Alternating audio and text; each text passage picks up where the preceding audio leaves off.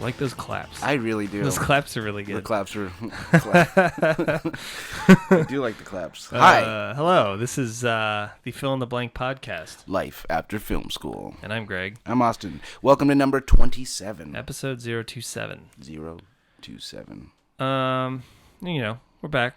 Yeah. I have a question for you, the listener. Oh, okay. How you doing? Hey. How's it going? You guys okay out there? Y'all doing good? Because I saw that 110 of you looked at our last post. Yeah, I saw that Nerd Rage got like more play than previous episodes. Yeah. I'm wondering if it has the title. I don't care what it is. If it's a title, let us know on Facebook and we'll start coming up with better titles. Yeah. That's true. What is it you liked about If we that need one? to start coming up with titles that are marketing oriented, we can certainly do that. We've just been taking them from things that were said in the podcast that were comical. Like last episode was called Photo Booth because of your epic photo booth tale that you regaled us with. Right. But, Nerd Rage apparently is a key word, or I don't know. And maybe it's just a topic they cared about? I don't know. Are people only listening to ones they think they care about? I wish that people would talk to us on Facebook. I wish on Facebook, if you were one of the 100 people that listened to, or maybe you didn't even listen, maybe you're just like, what's this? I don't care. Right. But assuming you're listening to this, maybe you're one of the people who listen to that. You should post on Facebook what made that episode. Right. What made that stand out to you? Because we want to know. We want to know. We're just trying to always improve and we want fix things and change things so that people like it. Yeah. We're doing this for you. Please love us. Please. So, I noticed that too. We didn't even talk about that, but I noticed that too. I was like, what's this? Yeah. Why so many? I just want to know. I like it too. On Facebook, there's like a metrics thing. Mm-hmm. And so you can like see like today versus like your previous post, and it's like down 100%. I know. Like when you post something, you're bad. like, sorry, God.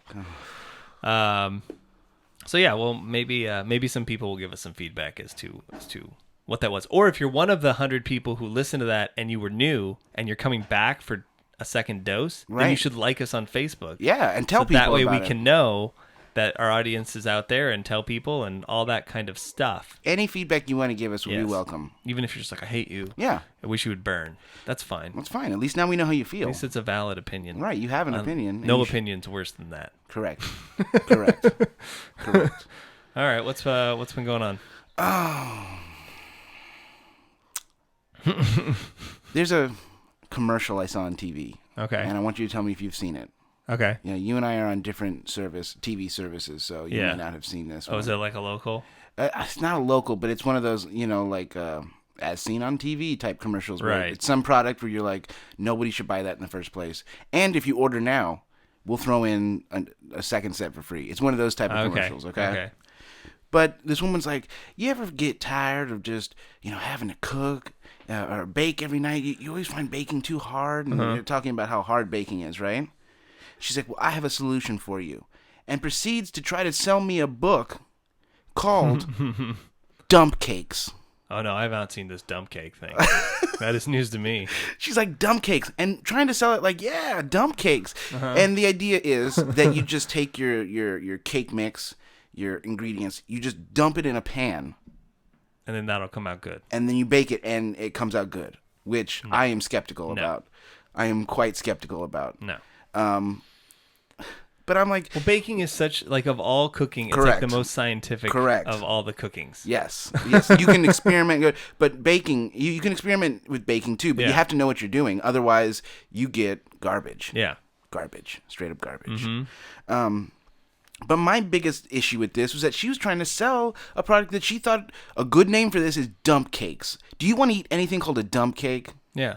That sounds like you just put poop in a pan. Yeah. And now I'm eating it. That sounds terrible. That does sound. And if you order right now, you know what you get? What? A second book called Dump Dinners. Ew. I mean, my dog's had that for dinner before, but... I mean, seriously, who allowed her to go on the air and say, "Oh yeah, dump things"? It must be like a. I think I've heard the term dump cake before. Really? It doesn't mean I accept it. I think it has been around for a long time, but get out of here with that. Okay, well, if I'm tuning in late on something that is a thing already, I apologize. But I don't care where I would have heard this first. I would have been like, no, you can't call it that. It doesn't matter. It's bad. You can't call it that. Yeah. And yeah, the dump dinner, she's just like, take your raw pasta, dump in your spaghetti sauce, dump in just a brick of ground beef, let it cook. Ew. And whatever comes out will be delicious. No, it won't. That's not how cooking works. That goes against everything. That is not how cooking works. If you don't mind what you eat, if you have no taste buds, and you don't mind what you eat, then she's probably right. Yes. But for the rest of us, for most of us out there, no, nobody wants this. Nobody wants that. That's bad. Yeah. Oh God. I know. And I've seen it a lot. Is it like an infomercial? No, because it's normal commercial length. It's just one of those, and if you order in the next 20 minutes, you get dump dinners. Dump dinners. I'm like, well, I certainly won't be ordering in time for that. No. And I'm not going to be ordering at all, to be honest with you. Dump thing. I don't want to eat anything called a dump anything. No, that's bad. Oh, God. It was just, I don't know. It was bumming me out. Mm-hmm. And I understand that there are colloquialisms. There are things that are only said in certain areas. Like, my aunt once asked me, what kind of bars do you like? And I was like, Mars bars? Well, at first, honestly, I was like, just the regular ones where you get a drink. I'm not sure. Yeah. And then she was like, no, bars. In North Dakota, bars mean like brownies are a type of bar. It's anything you cook in a big pan and then you slice into bar form. Lemon bars. Yeah. This type of stuff. And I did not. So I didn't know that. I would have called it a brownie. Well, that's why it's a special thing that people, it's a Every time I eat a brownie, I'm always like, Brownie, you're doing a heck of a job. Oh, no. It is, though. It's doing a heck of a job in my mouth. I know. So I'm accepting of that there are certain things that are only said in certain places, but if people are out there saying dumb things, you guys got to stop. Stop dumping things. Stop dumping things. I did this the other day. Here's a completely unrelated story. Okay. I was up in Buena Park, which is, home of Knott's Berry Farm. Yes. And didn't we come up with a name for Buena Park once? What was it? I know their name for themselves is Center of the Southland because they think that's the geographical center of Southern California. That helped me. No, I definitely remember what we jokingly referred to it as, and I will not repeat it on this podcast. Okay. To all of our Buena Park listeners, we love Buena Park. Which, by the way, if you've never, Portillo's up there. Oh, yeah. If you haven't been to that place. We're just endorsing things now. They're not even paying I'm endorsing us. it. I'm endorsing it, too. That place is... there. Oh, yeah. So good. Do that. I saw you degrade yourself there. Yeah, I did. By eating just licked cheese. The liquid cheese. Yes. After your hot dog was done, just sitting there licking it. I'm just going to... That's what happens in that place. You just degraded yourself in public. It was fantastic. That's what happens there. There's also this place called Adventure City. Uh-huh. That's like also on Beach Boulevard down there. Okay. And it's like a crappy little amusement park, I guess. Okay. But it's really bad. And I thought it was out of business, but now it looks like it's been revitalized. But the next to Adventure City is like Hobby Town, USA or something it's called. Oh, okay. And they have... Is it like a swap meet or a store? No, it's like these old... It's cool looking buildings because it looks like out on the front, like there's a jewelry store and like a stamp store. They look like they're an old Western town. Oh. And then you go inside, and at the end, there's this place called the White House. That's a miniature White House. That's actually an event center. Oh, I've been there. It's a restaurant. Yeah. Yeah, but then as you're going in, there's there's a big, huge RC hobby store that's it looks. Now that you remind me, the buildings all look like there's like another Wild West building that's like a hobby or a like baseball card store. Okay. So there's like these little stylized buildings with shops, sure. and the parking lot is like the worst asphalt you've ever been on. You might as well be on a dirt road. Right. Well, just keep in with the style. So, we're like driving back from Buena Park. And I'm like, hey, let's go here real quick. I haven't been here in a while. I want to look around this place. Sure. So we're just walking around the place, just Saturday afternoon. Got nothing else to do. Of course. I'm gonna look around. Go inside the baseball card store. Because why not? Because it's there. I'm gonna go in all the stores. Yeah. And usually baseball card stores, there's like people. Usually the employees there, I don't really. They always seem like they're looking at me like, are you to steal something? Right. I don't know you, so you must not be someone who I care about. They're akin to comic book shop owners, yes. Yes, they're like that, where like if they don't recognize you as a regular, then they're just like, I don't know. Yeah. So we walk in there, and I just hear like, hey guys, how's it going? And I'm like, where's this coming from? Mm-hmm. I look over, and it's Sean Astin. Just wait, what? Yep. It's Sean Astin just saying, hey, how's it going to me? What? It's the best. Was he shopping? Was he doing an event? He was there signing autographs. Oh. But the total number of people in this place at the moment that I stepped in the door went from 8 to 9. Like, there was no one in here. Like, oh my goodness. So he was just being super friendly and like saying hello to everyone who came in. And I was like, hey, what's up? And I'm like, Sean Astin's there. Well, wait. So and I'm with my fiance, and she's like, she didn't even notice. Like, he was just like, hey, how's it going? And I was like, hey, what's up? Like, I just because I just said hey, and halfway through my hey, I was like, that's hey, Sean. Oh my god! I was just like, hey, what's up? And then I turned to her, and she's like looking the other way because she was just like thought it was the person right. Who she doesn't owned the care. Place. And I'm like, apparently she's kind of rude. I was like, hey, Sean Astin's over there. And she's like, honey, Sean Astin just said hello to you. The least you can do. She's like, huh? I'm like, yeah, that's Sean Astin over there. And she's like, oh my god. And like, he's signing some kids' autographs. So then, and they've got like all around the place. You can buy like pictures from him. You can buy a Rudy Notre Dame football helmet. Like, sure. All his like, I mean, really, let's be honest. It was Lord of the Rings, Rudy, and the Goonies. That's what the merchandise was from. Yeah. So like, I'm like, oh, well, we should totally get his autograph because you don't randomly, right? Like so he's saying hi, like he assumes like we came here, right, to get. Because he's there. Right. But there's no signs outside, and there's no signs anywhere saying, like, Sean Astin will be here today. That's probably why he thought so, because you have to know. You must have known. Otherwise, why would you be in this random baseball card store? So, like we're looking. Okay, yeah. I just love that moment. Honey, please. Sean Astin just said hello to you. So there's like all the stuff, and I'm like, well, let's get a picture. Okay, I'm assuming they're gonna charge me like $10-15. Sure. Because that's how they're making money off. Well, that's why we're doing it. Yeah. So the pictures are like for like an 8x10 of like him as like Sam is like $10. I'm like, that's fine. I'll do $10 for Sean Astin's autograph just because it's so random. Like, well, yeah, and go up to like the counter, and there's another thing taped to the counter that's like autographs, $37. Whoa. So like you have to basically buy or have brought, I guess, right. See, the that's item the thing you want signed, yeah. And then pay $37 for him to sign it. And I'm like, what is this? I don't understand. Well, what's funny is that if I had just shown up at like a movie premiere, he would have just signed it for free. That's what I was gonna say. What you should have done is bought the picture, gone outside. Yeah. Waited till the event was over. When and as he's walking out, like, hey, will you sign this? Hey, Sean Astin, what a weird surprise. Will you sign this? And then he signs it for free. Yeah. So we then walked over, put the picture back, and left. Yeah. And I waited to leave until he wasn't looking because I felt bad for him. Mm-hmm. Like, sadly, I felt bad for him because I was like, he's at this place. There's like no one here. Like, he thought that we came to get him to sign our thing, but then we were gonna, but then we saw that he wanted like $40 for his signature, which...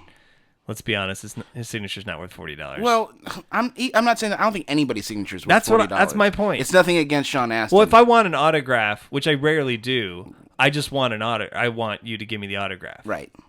I figure if I can get Mickey Mouse's autograph, I happened to appear when you were there. Like, well, yeah, I'm not a big autograph person, to be honest with you. So I'm not sure that I think anybody's autograph is. It's not worth me paying you. Right. It might be a spur of the moment. Oh man, this is random. Let's get him to sign it. But if you're gonna charge me, then no. Right. I can't think of a person that I want their autograph that But it bad. just made me feel bad because I was like, oh God, it's come to this in your career? Like, that's how I felt. And I'm not saying that that's the case, but I was like, okay, hold on. No. Like, you're not in any movies. You're not in a show.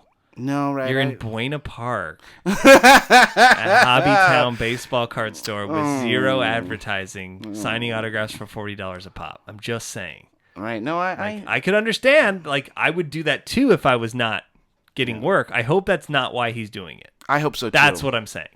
I would hope that he had made enough money off of other things that he doesn't have to. Because you could easily. This is not what's making $40 a pop. I would guess he easily makes, if he's getting that whole money and the store is getting the money off you buying the things for him to sign, then he's gonna make a cool $900 to $1,000. Sure. Even with that slow traffic. Mm-hmm. Because people are having like multiple things signed, so I'm like, okay, like that's a good day. Yeah. No, I understand that, but why there? Like. It was just like the obscurity of the location. I have a question for you. Okay. Why is our topic today not a conversation with Sean Astin? Because he would have charged me. I'm telling you guys, it's not. Yeah. Oh, yeah. It would be. It would have cost us money. It would have cost us like $40. More than that. No, you just got to start the conversation. What? Come over to my apartment and record a podcast with us? Yes. Apparently he would have because he was at Hobbytown. What is? What is he doing? I'll put a sign out front. We could have people come get his autograph here too. He can keep all that money and then just do our podcast. Jesus, I'd have given you $20 and split the cost of that one for you. All right. Well, sorry to disappoint everybody, but today's topic is not a conversation with Sean Astin. No, it's not. But if you randomly walked into a place and saw a celebrity signing things, depends on the celebrity. Please post on our Facebook page. Yeah, because I felt like this was just a strange, surreal experience. Yeah, it kind of sounds like it was. It's like, this is especially real. the fact that he was just like, "Hey guys." I know. That was the best part of the whole Astin. thing. Hey, what's up? Because he's totally thinking, oh, they're going to get in line in a minute, and then I'll talk to him. And then I snuck out when he wasn't looking because I felt bad that I didn't want to. You know he noticed too. I know. I didn't want to leave. He looked up and he was like, wait a minute. Oh, God. Yeah. That's what I figure happened. No, give me your photograph. Fine, kid. Whatever. You ruined his whole day because we left. You were the straw that broke the camel's back that day. So, yeah.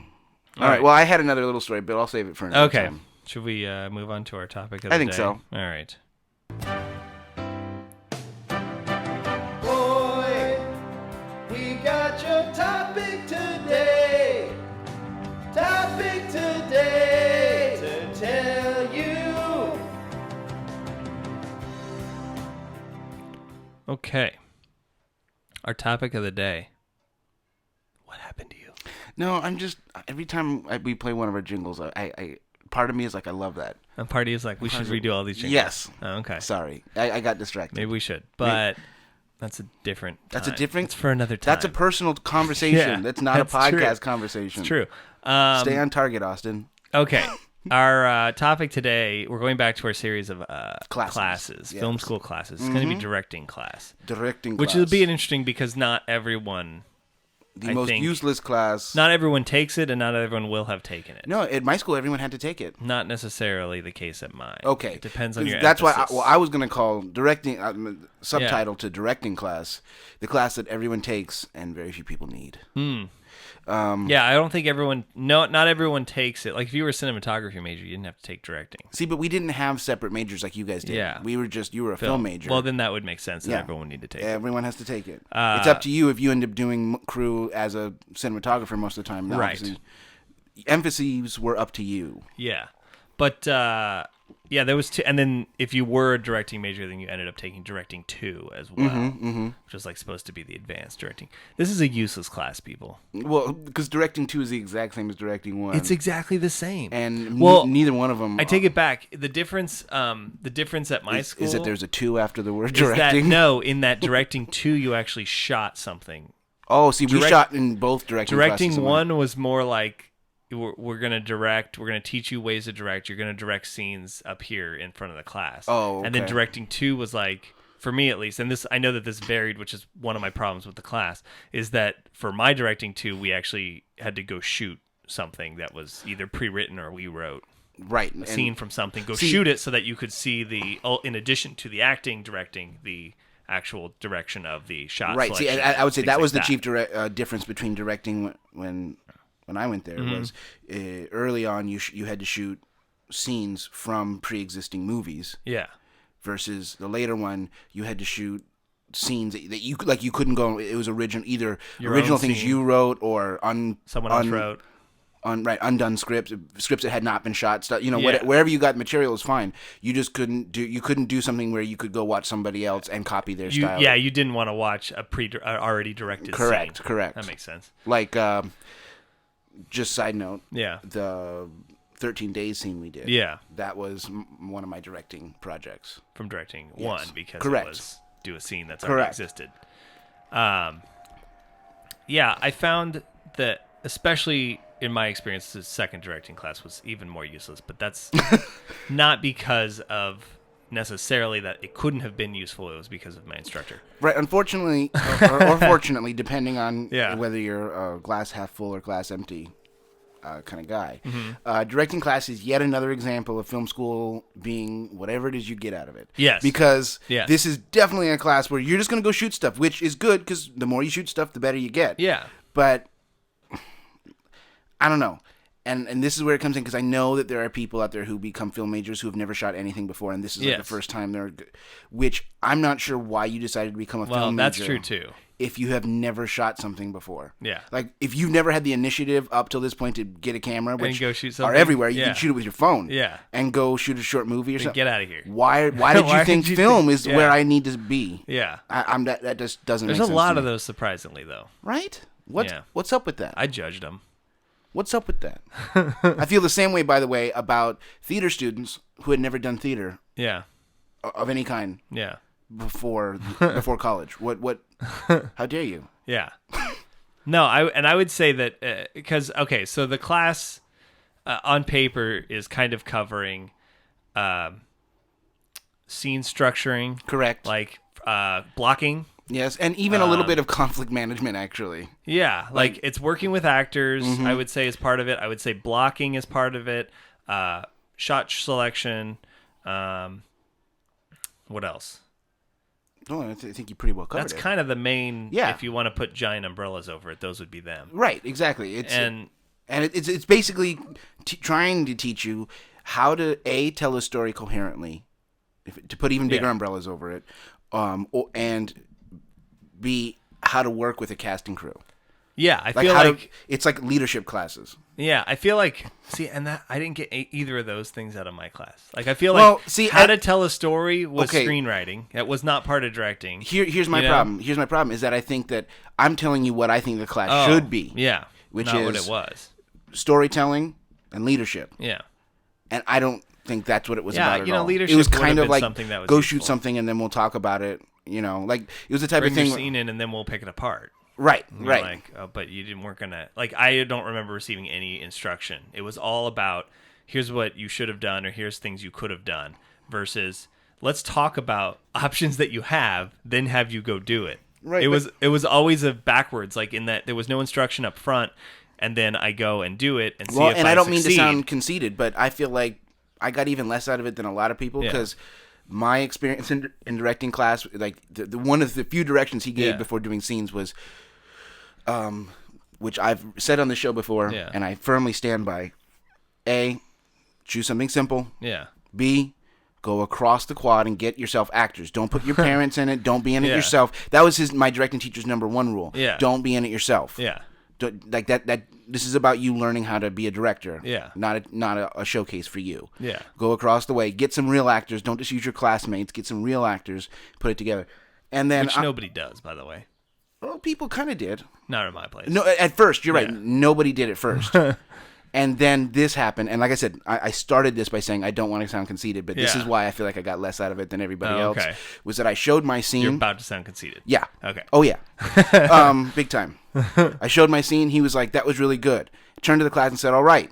Now, after watching these, I told you guys, don't put yourself in your things, and you all did it." And I want to say right now that at this point in time, after watching your guys' first projects, the only person who's allowed to be in his own projects is Austin. Everybody else, do not put yourself in your. This is about learning how to work with actors. Go and find actors. Yeah. None of you guys, with the exception of Austin, should consider yourselves actors.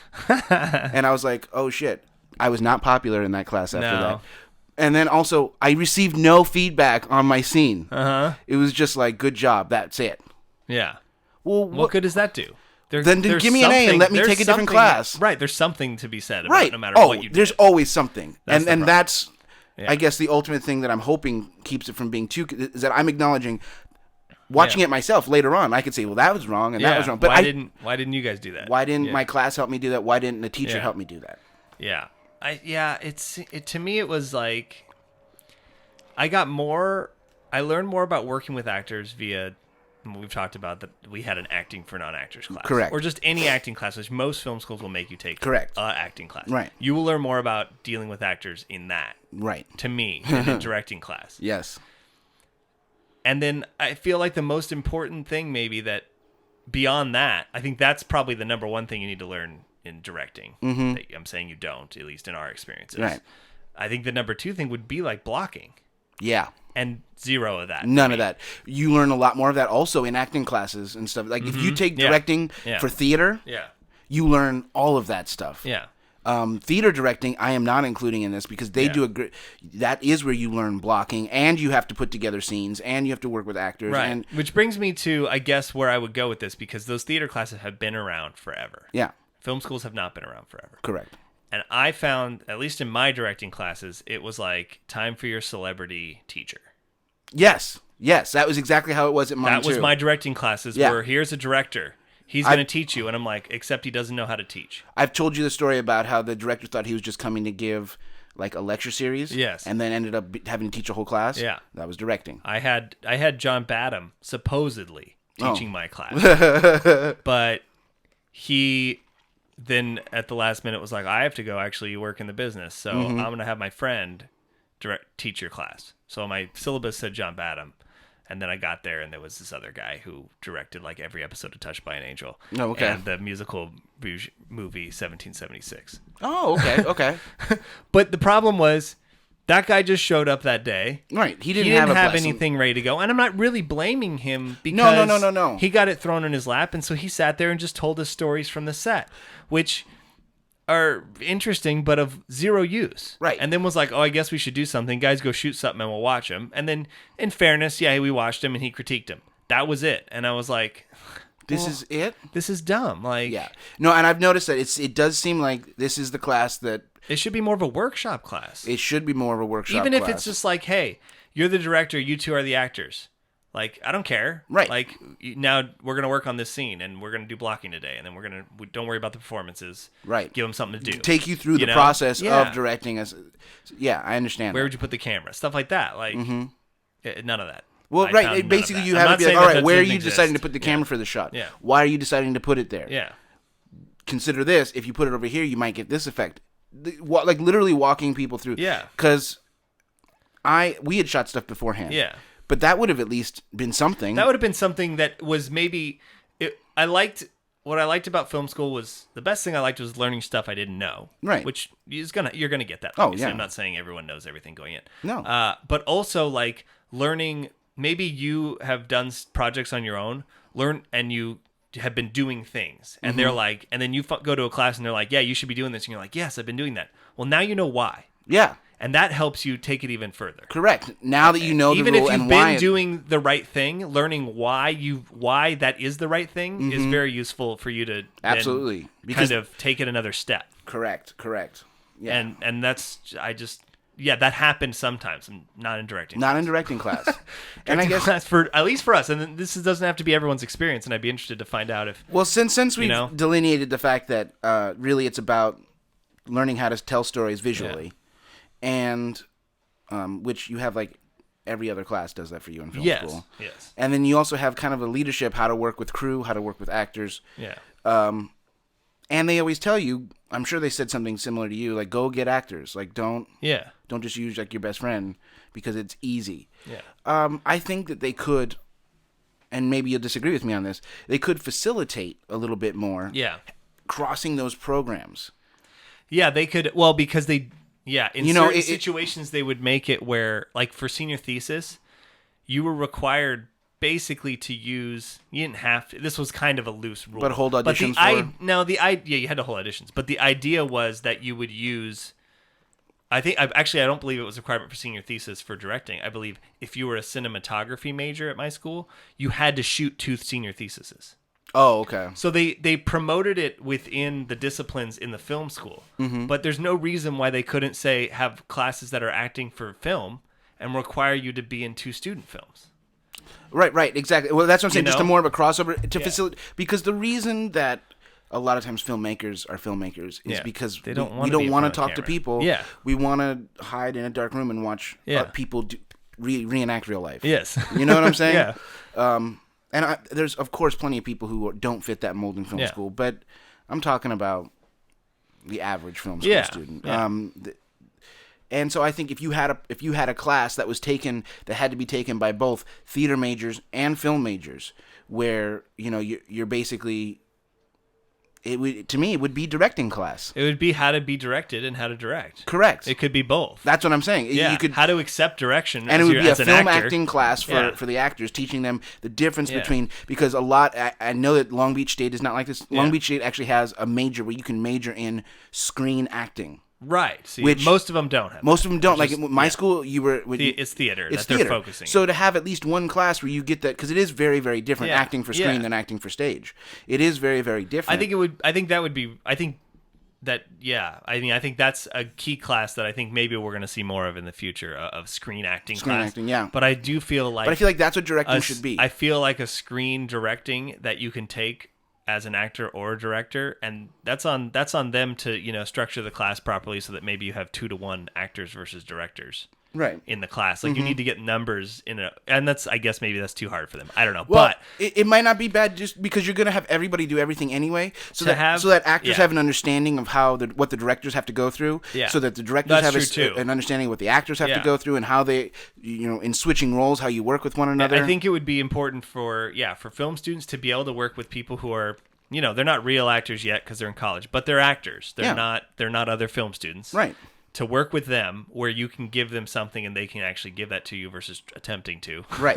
And for actors to learn, hey, it doesn't matter what you think is right for the scene. He told you what to do. Well, and and he has something in his head. Ideally, he has an idea, and he'll tell you when you get there. Mm-hmm. But because you think this is right for the character, it doesn't matter. It doesn't in mean a working it is. In a working scenario. That doesn't matter. It matters, but it's not. Yeah. You can't stop there. It matters. Yes, it matters. It matters. So you should be able to tell your director, I was thinking this. Yes. Ideally, it's a dialogue. That's what this class would teach you, is how to have that dialogue with your... having seen both sides of this coin myself, that seems to be the number one problem on film sets, is that directors just go, well, this is what it is. Yeah. Without... They don't know how to talk to him, and or you get the actor who goes, just like, "This is how I'm doing it, and I'm not doing it any other way." Correct. You get both sides of that. You do, and sometimes you get both sides of that at the same time. and that goes nowhere. Yeah, exactly, and that's when you run into all sorts of problems, and So I feel like that was one area. There's two areas of film school that I thought were missing, one of which we discussed in the past, which is the business side. Yes.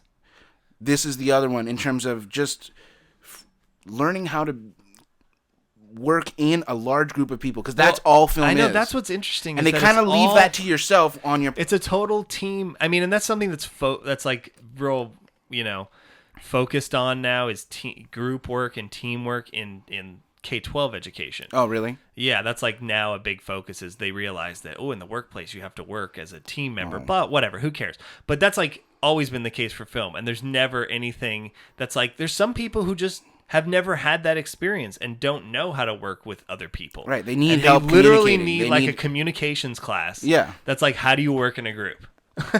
Right, how do you be... It doesn't even need to be in the film department, but it needs to be required for a film student. Correct. But that's what, if you're going to call a class directing, what makes this class different from the other classes where I learn visual storytelling, and the other classes where I shoot stuff and we talk about it. Because I'm going to do that. I'm not doing anything in directing right now that I don't do that you didn't already do in cinematography and anything. A bunch of things. I know, that's the problem. So I'm trying to right now fix the class, and I think that's the way to do it. I think it's working with crew, working with actors. Yes. And blocking was never taught to me. Right. Blocking is a big thing. I don't understand that. Yeah. Well, that's why I want to do the crossover between the theater department. Yeah. Because I feel like if you had... I mean, I might even do a dual teacher, so you get both the theater side and the... You know what I'm saying? So it's direct. Their class is directing. Our class is directing, but it's one big class that has two... You know what I'm saying? Because it's interesting, because you learn a stand... Okay, two people are talking. What's the standard coverage that you shoot? You learn that in cinematography class. Mm-hmm. And I feel like that's fine to learn there. It should be a quick paragraph, because that's more for the director. Yes. Yeah. That cinematography class should be more about working with light and working with framing and how to, portray things interesting than it should be about coverage. Right. Well, you said, you work together on that, but the director's the one who's going to come up. But you can't even really start your coverage until you have your blocking. Yeah. because you got to know where everybody's going. Right. Then I can determine what the coverage of that is. And I think that's what, and now that you bring it up, I think that's where a lot of I know a lot of my classmates went wrong, was that they didn't block the scenes. Yeah. They thought about what they wanted to shoot, but they didn't block the scenes. So the actors were just didn't know where to be at what point. They just did whatever came natural to them. Yeah. And then you're scrambling to try to cover it, and then it's weird. Like, no, you need to have more purpose when you're trying to tell a story. Well, there's a lot of, I noticed this, there's a lot of film school rehearsals where it's just people sitting on the couch reading and not walking around. And not being, hey, I know we're in my living room, but you're going to be squatting over here. You're going to be sitting there. Like, put them in the, I know we're not on set, but put them in the arrangement. Right. And now I want you to come in and now leave at this point or look. Well, see, and what you end up getting a lot of times is things that if they just took one theater direction class, they would learn a lot, because there are rules to blocking, just like there are rules to not crossing the 180 line, all that stuff that you learn in cinematography class about where you can put the camera, where you can't put the camera, all that stuff. There's just as many rules like that for blocking. Yeah. You don't want people moving around for no apparent reason. Yeah. You don't want, people upstaging the other person. You don't want so busy that you can't even tell who to focus on. Correct, correct. And because of the theater, there's just, in terms of blocking people, that's all theater is. Yeah. And you have to be very, very specific with your blocking in theater, because you need to be able to have 45 people on stage and make sure the audience is looking there. Yeah. And that's something that if you could do that first, then you just have your camera flying around. It's a little bit different, but the principles are the same. Like, obviously, I'm not going to. You can still upstage someone on camera. I can show 45 people, and then I can cut in close. Mm-hmm. But I needed to know who the focus was when I did see the 45 people, which is theater staging. Correct. So it does. And then the theater people also learn that set of rules that blocking changes for film. Yeah. Because right now we know theater blocking, and it's big. Yeah. But there may be things, learning that subtle art of film acting, that what you needed to cross the stage with a commanding presence is 2 steps on film. No, it could just be a turn of your head. It could be a lot smaller for film, and that's a valuable lesson for the theater people to learn. And then you can start getting that crossover back and forth of, this really works well on film, but let's try it on the stage. You don't know where it's going to go. Right. At least you get people thinking about this. And I guess the reason I'm getting excited about this is because none of this happened in film school. None of this happened for me. And I'd like to know anyone in film school. Has it changed? Or who went through and did not have the experience we had. Right. But I found that those directing classes were, I don't want to say I got something out of every class. And we've said that before. You'll get in a bad class. You can always take something away. That's up to you. But God, there was so much potential. There was so much lost. There was so much that could have been into those classes, and especially now that we've discussed it, how much could have could have been. Well, it was probably the number one class that I took in film school. That was, I got out of it what I got out of it. Yeah, not what was given to me.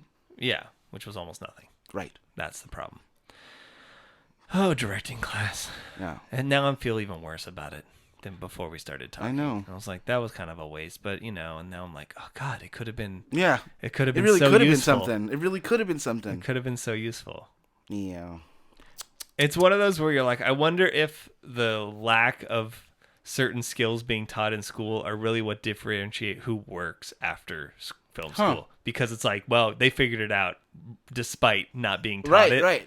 I wonder if that has something to do with it. I don't know. Interesting thought. Don't know. There's no way for us to know. There's no way. Right now. There's zero way. All right. Well, that was an interesting discussion, I thought. What's up with the podcast? Is there anything we need to say? Other than tell a friend, which is what we always say. Mm-hmm.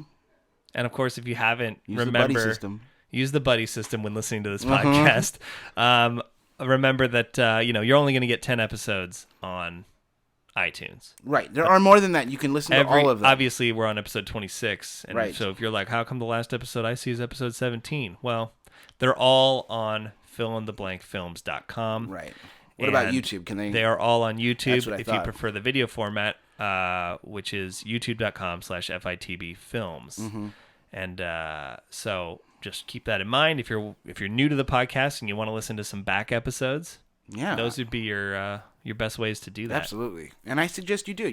There's I don't remember everything we said, but if you liked, like for instance, if you liked this discussion today, we've done a number of other classes. So right. and if you go back to our very first couple, we're really delving into the film school and some personalities and things like that. Correct. And we do try to break it down, just so you know, we do try to break it down for you on the website as to what is in each episode. Yeah, there is a little guide. Yeah. So you know what you're getting into. All right, let's. We didn't even set this up, but we're going to finish off our show today with a little working actors and the news, which has been gone for a while, but hopefully this will be posted in a timely manner. Yeah. So the news will be somewhat relevant to you. All right. So let's go to. We have a kind of related topic to what we just talked about. Yes. Working actors. Working actors. W-O-R-K-I-N-G. Working actors. Oh. Who's working today? This week, I'm breaking tradition again. Oh, God. What? Whatever happened to tradition?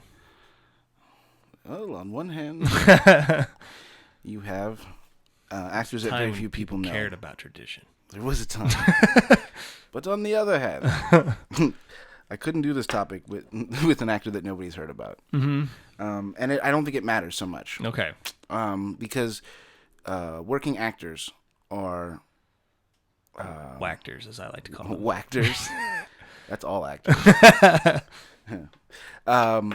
We're dealing with the Ian McKellens. Oh. We've dealt with him before on this. A little bit. Yeah. Well, he always comes up. Well, he's my favorite. I know. We're dealing with the Morgan Freemans. Okay. People like that. And what connects them and what should give hope to actors, provided that you have the wherewithal and the tenacity to stick with it long enough, is the fact that these are actors who did not break through until they were old. Ah. You see what I'm saying? Yes. So now with Ian McKellen's a little different because he had been a very decorated stage actor, Shakespearean actor, stage actor for a long time. But I mean, think about it. He didn't break through till the 90s, and he was I don't want to say an old man, but he was up there. He was past middle age. Correct. Yeah. Correct. And Morgan Freeman really coming in with Mean Streets and Driving Miss Daisy in the mid to late 80s. He was already in his 40s and stuff by that time. Yeah. So you never know if you stick with it. And that's, I think, the dilemma that many actors go through. Mm-hmm. And I would wager that this is true for either a lot of people in the film industry, or B, a lot of people in anything where you can't just move up in a normal job. And I think it's one of those where I would never judge. Right. If you're just like, listen, I tried it for 10 years, and then I was just like, I got to get a regular job, I have family, whatever it is. Fair enough. Like, absolutely. And that's what I'm saying. That's the back and forth here. Because at a certain point, you can't look down on that. No, you can't. At a certain point, you not only are you going to start thinking, well, look, I'm like 35. I'm 40 years old. Is this really? I've got a wife. Anywhere? Right. Is this? What am I doing? Realistic anymore? Really? Right. Yeah. Exactly. Yeah. And especially as you go farther down that path, it's not just you, but everybody around you starts going, really? Like, now you're being irresponsible. Because clearly you're 40 years old and you're not in a movie. Yeah. Why are you still doing this? Yeah. But there are lots of examples That's true. of television actors, film actors who they really didn't get their big break on film or on television until they were in their 50s because nobody wanted that young version of them. Yeah. But now they can play all the judges on TV. Now they can. You never know what your specialty is going to be. Yeah. And you certainly can't. And now I do not hold Ian McKellen up as you should. When your mother-in-law's like, "How come you're 40 and you don't have a job?" You're like, "Because I'm going to be Ian McKellen one day." Don't do that. Don't do that. I'm not. No way advocating that. I'm just using him as an example of how.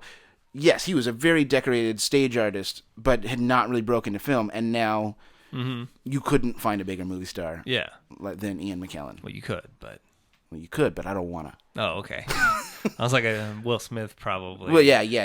But you know what I'm saying? He's up there. Yeah. And really, if you look at Ian McKellen's filmography, I mean, it's not. He's just really, really good. Yeah. The other side of that is. Morgan Freeman. Yeah. who is in a lot of things. Yeah. And he's one of the most respected American actors. Or Samuel L. Jackson. Just treading away, getting little odd jobs here and there for many, many years, playing burglars, playing muggers, playing drunkies, playing all this stuff. And all of a sudden now he's Samuel L. Jackson. Yeah. So you never know when lightning's going to strike. Yes, that's true. So it has to be a personal decision. And that's, I guess, why I'm bringing up this topic today is because I want... Do those self-checks. Don't be delusional. Don't just be going along, like, it'll happen one day, it'll happen. You do have to look at your life and go, what is the best for me right now? Yeah. And I think, ideally, you should be in a Sam Jackson kind of thing, because at least then you're pulling in odd jobs. Even if you're playing, you're criminal number 3 over here. You're getting work. There's hope that someone will see you and go, let's give him a slightly... You know what I'm saying? If you're 45 and you have never been in anything, I'm not saying it can't happen. I'm not saying you shouldn't do it. But I think you really got to... Right. If you don't get an inheritance, my friend, you might want to consider... If you have kids, you might want to consider... Yeah. And I think that's a struggle that's like, at the very least, an annual struggle where like when you start a new year for yourself, you got to go... All right, What is my trajectory for this year? Yeah. What is it I got to do to convince myself that this is worth my time? Yeah. Or what? Or is it not? Is it time for me to make a change? Yeah. And I think that's one of the hardest dilemmas about being a creative artist. At least it is for me right now, is trying to walk that tightrope between, is this what I should be doing, or am I just spinning my wheels? Right. And so far, at least... Is there forward progress here or not? Correct. Yeah. So far, at least, for the most part, I've been feeling like I'm not just spinning my wheels. And so I'm making a little personal right now. But it's a constant every couple months. Yes. Check in. Is this... Okay, has anything progressed? Is it all just illusions? Right. Or, And as you'll find out, the other test is every few months or something like that, you got to look in your partner's eyes and be like, how are they looking at me right now?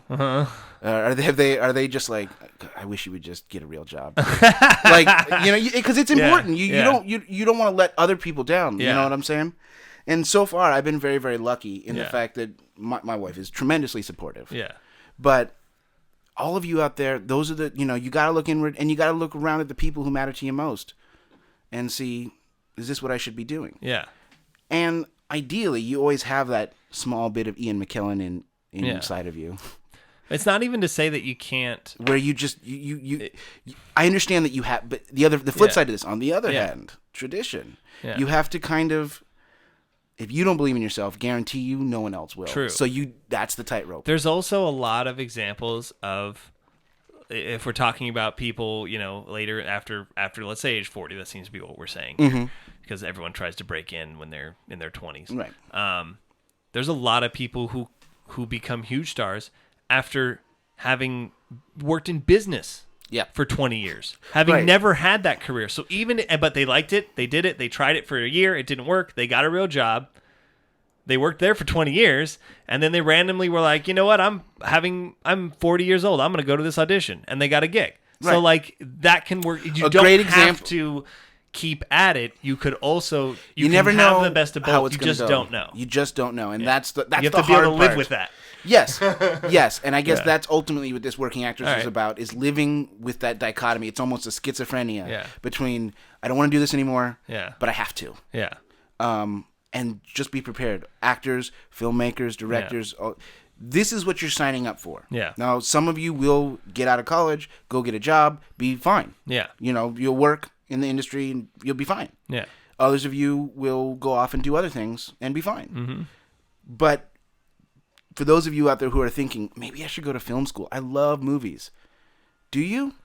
Do you love making them, or you just like watching them? Do you right? Because anybody can watch them. Yeah. Almost nobody gets to make them. If you just like watching them, you can be happy working anywhere and just go to the movies every weekend. And do you love them enough that you're willing to possibly look like an ass for the next 30 years? I'm just saying. It's true. Are you okay with, I barely made my rent this month, and if I don't figure something out, I won't have rent next month. Yeah. Are you okay with that? Yeah. I'm not even saying I'm in that position. Yeah. But that's a very tenable position that you might end up having. So just be aware. All right. Because you never know when it's going to happen. Yes. So there you Very go. Nice. Working actors, age, and so on. All right. Time for the news.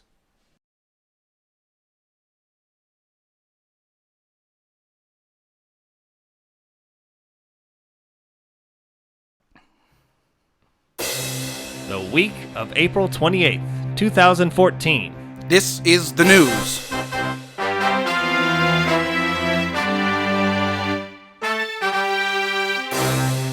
This is the news. This is the news. That's one jingle I like. Okay, you can keep that one? I like that if we ever redo them. Yeah. Okay, here's some movie news for you folks. All right, what do you got for me? I want to know, too. I don't know what you got prepared for the news. Well, we'll start right with something close to your heart. Disney's planning on making a movie based on The Small World. I heard about that. And what the hell is that? What is that going to be? They've just decided that, which is... I don't agree. It's a 50-50 in my head because they just decided if it's a ride and it's not already based on a movie, we need to make a movie. Right. Which worked with Pirates of the Caribbean. Did not work with the Haunted Mansion, but should have. But they're still. I think they're still planning on redoing it. I know, and everything I've heard about the new one, I'm excited about. They've got this Tomorrowland movie that's coming out this fall. Right, which is a whole lands. Who knows how that's going to be? Right. Because you've got our favorite guy behind the writing of that. Oh, is it Lindelof? Of course. Gosh, darn it! But it's got George Clooney in it. I know that. And it's Brad Bird directing. I like that too. So, but Lindelof.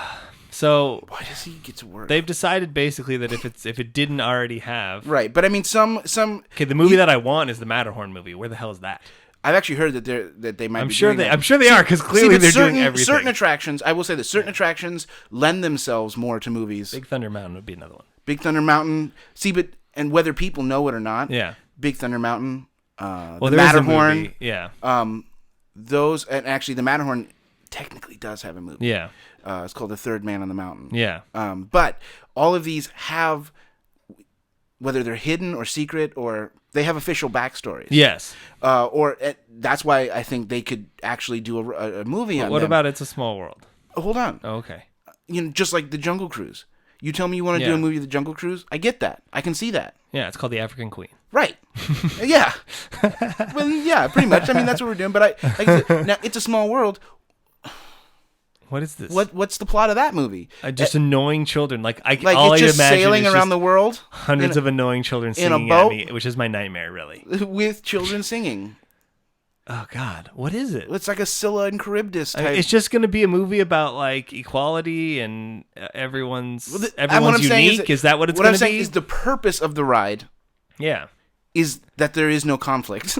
Yeah, which is obviously not true if you watch the news. Well, yes, but the purpose of the ride, and presumably when you make a movie of a ride, you want to capture the tone of that ride. Yeah. So the purpose of the ride is that there is no conflict. Wait, we're all the same deep down. Right. Yeah. So what is the conflict you're going to put in a movie? By putting a conflict into the story of It's a Small World, you have now defeated the purpose of It's a Small World. Yeah. And how do you tell a story with no conflict? Yeah. There's no story to It's a Small World. The story is we should all be happy because we all live on this one planet. Everyone should get along because we live on this planet. Yeah.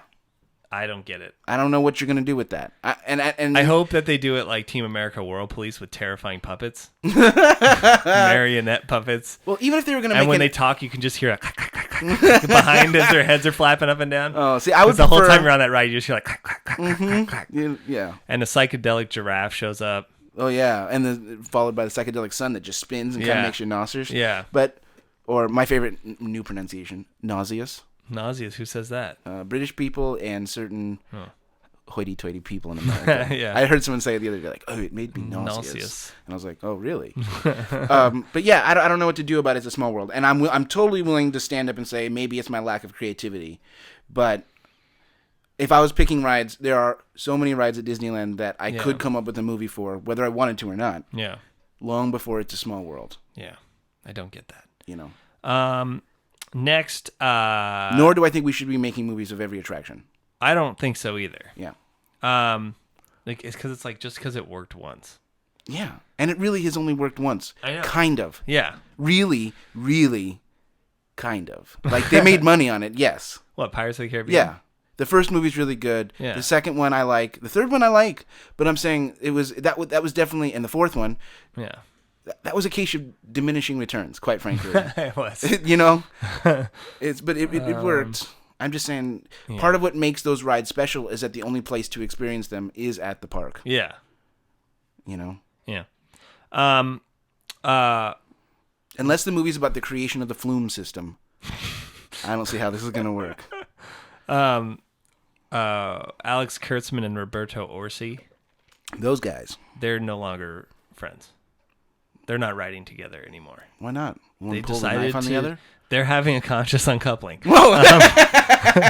They're no longer. They're continuing to work together on TV productions, but they're no longer working together for feature films.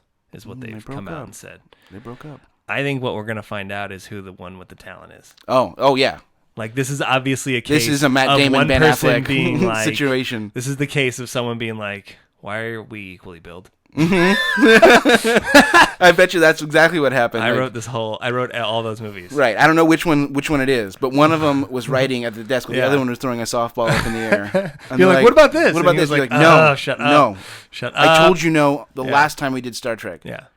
One of them came up. One of them's friends with Damon Lindelof. Yeah. One of them came up with those two offensive robots in Transformers 2. Yes. And the other one was like, "I really don't want to put those in." But then he told Michael Bay about it. He's like, "Don't tell Michael Bay that." And the guy's like, "Okay, I won't." And then he told Michael Bay about it. Like, yeah, let's do that. Yeah, let's do that. And gosh. That's what I think happened. People are going to think that we're racist. Yeah, so we already got in trouble for jazz. I really hope that this is what happens. I'm really looking forward to finding out who then goes, because also one of them's gonna go write like an indie script. Yeah. So I'd love for like one of them to like next year have like an Oscar nominated Coen Brothers director or whatever. Like who's did like There Will Be Blood, like that guy. Anderson directed small like introverted film that you're like, wow, that was great. Amazing. The screen, and the dialogue was just so good. And then the other one is just like he's just writing G.I. Joe 7. Right. Anyways, so that's an interesting kind of insider thing. Okay, I like the conscious uncoupling reference. Yes, and then this one's just for you and me. Oh. Tom Hanks and Steven Spielberg could be reteaming for a Cold I don't care what it is. A Cold War thriller. Oh, well, now I'm really in. They've got because Tom Hanks is signed on to this Cold War thriller that's about the CIA trying to exfiltrate Gary Powers, who was the U-2 pilot who shot him. And it's going to be produced by Spielberg's company, whatever, but it's also one of the ones that has on no one can touch this until I've decided whether or not I'm going to direct it or not. So he's just knowing that story, that's a good story. So he's currently sitting on Spielberg's, because you and I have been complaining about where's our Spielberg movie. Yeah. I expect one of those at least every other year, if not every year. Right. Used to be every... You'd expect a smaller one, and then every other year a blockbuster. It's kind of like Disney, right? You get your Dumbo, and then you get, He's prepping the huge movie while he's shooting this smaller one. Correct. Anyways, he's got Robopocalypse, which we've talked about before.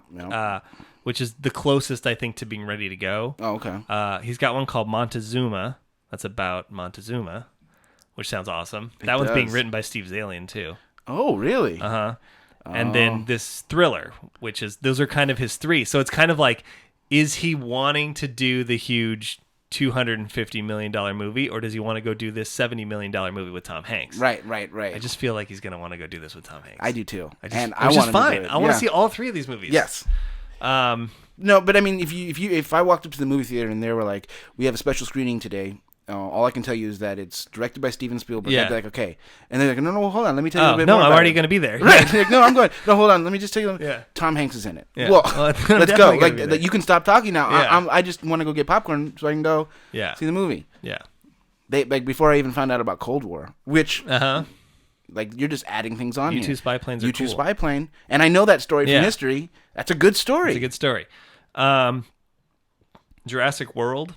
That they're currently filming, which I am skeptical, towards. I know, because so here's you can't really trust Steven Spielberg when he endorses a movie he's producing. No. I found that out.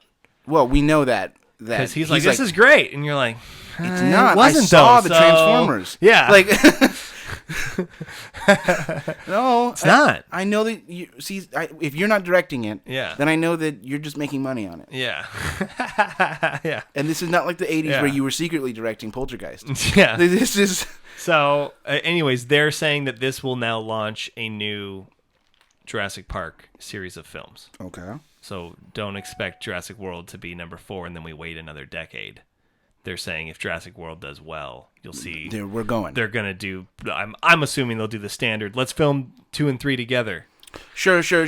Which you never even know nowadays because Marvel has created the I don't even know what they don't shoot them together either. No, I know, but Marvel has created a new idea for Hollywood. That's true. Which is like the epic blockbuster mega. I don't even know. I don't know how. Well, that's what they're trying to do with Star Wars now. By I know. These spin-off movies. They want to have just like this world. Yeah. And it doesn't count as the rest of movies. Yeah. Like it doesn't. Like Marvel movies now no longer count as just another summer blockbuster. It's like, oh, the next Marvel thing. Right. You have to see them all because they all come together. All touch. Yeah. And I don't even know what's a word for that. They would call it their cinematic universe.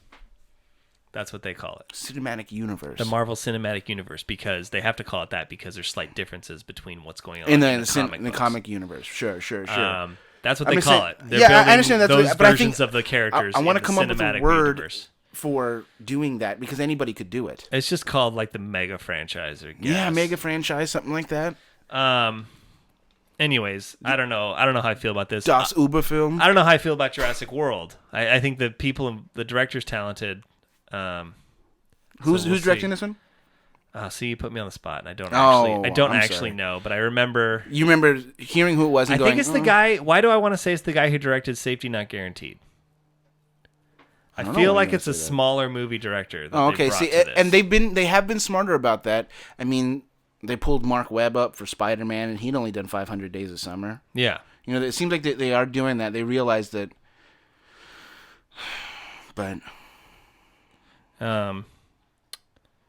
Yeah. Is that who it is? That is who it is. I was right. Okay. I was right. Safety Not Colin Guaranteed. Trevorrow. Okay. But, it's got... Jurassic I like that one of the writers on IMDb is listed as Michael Crichton, which is almost impossible considering he's been well, I just think that's, based on characters. But... Based he's on not one of the writers of the movie. Or maybe he is. Maybe the script's been around that long. It could have. I doubt it. But, okay. It's got Bryce Dallas Howard, Chris Pratt. No, I know. It's got people I like in it. So... Vince D'Onofrio's in it? Yeah. Oh, well, good for him. Anyways, I'm willing to give it a chance, but I'm just like, is it going to be that good that I'm going to want 3 more? I don't know. I didn't really want any after the first one, and I liked the second one, and then I really didn't want a third one, and I was right. Yeah, we were all right about not wanting a third one.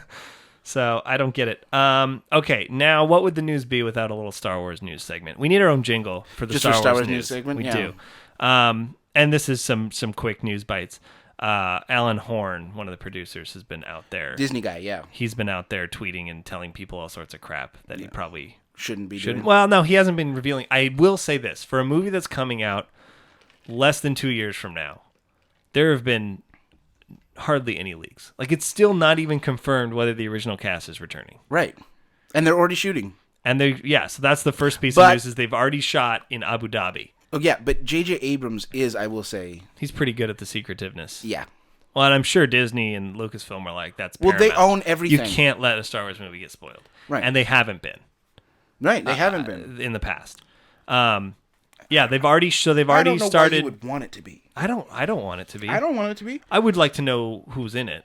Yeah. I would like to know who of the original cast is coming back. I'd like to know who's in it. But I don't need to know beyond them. I actually don't even care. Like, you can tell me these actors are in it, but don't tell me who they're playing.